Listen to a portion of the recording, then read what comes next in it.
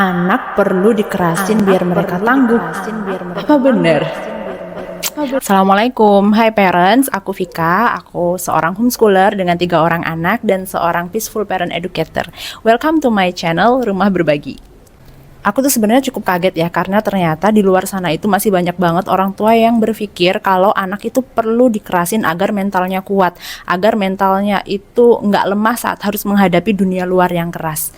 Tapi apa iya sih harus dengan cara dikerasin?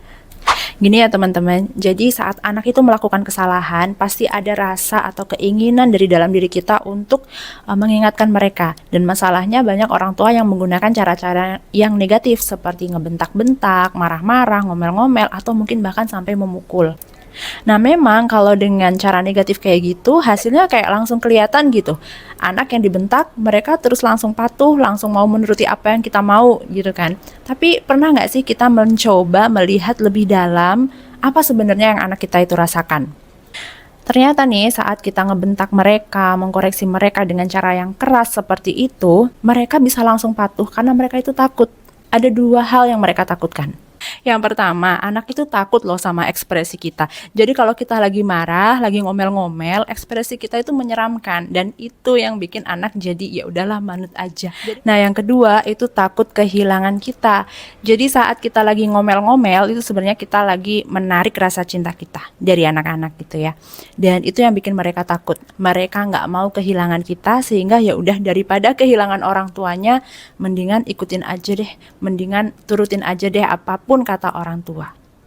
Jadi kita bisa bayangkan ya, sebenarnya saat kita sedang ngerasin anak kayak gitu, itu ada tekanan atau stres yang luar biasa di dalam diri anak. Dan kalau ini terus-menerus terjadi secara berkepanjangan, maka dikhawatirkan ke depannya ini justru akan menimbulkan masalah-masalah lain, masalah-masalah yang nggak kita inginkan.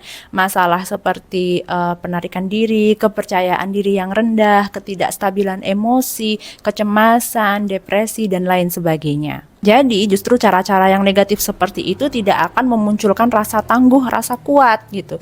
Di mana kuatnya, di mana tangguhnya kan? Nah jadi gimana dong ya, cara seperti apa gitu yang perlu kita lakukan agar anak terasah ketangguhannya? Yang pertama, dengan memberikan teladan. Kalau kita pengen anak kita tangguh, tunjukkan gimana kita menyelesaikan masalah, gimana kita mencari solusi, gimana kita bangkit dari keterpurukan.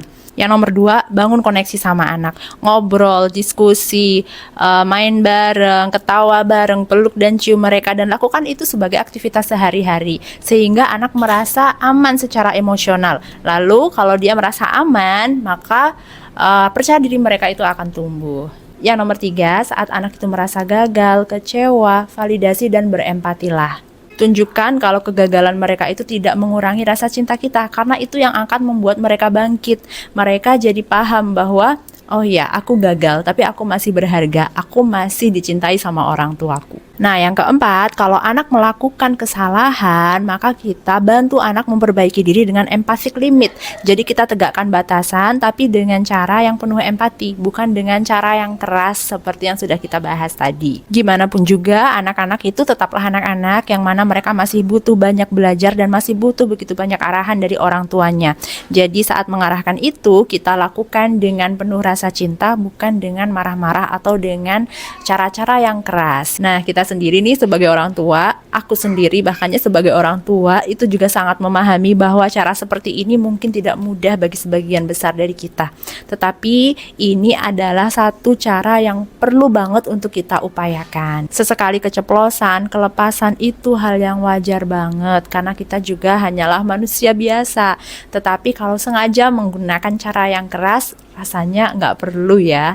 Oke teman-teman, terima kasih yang sudah menyimak sampai di sini. Jangan lupa like and subscribe ya. Boleh komen juga. Assalamualaikum.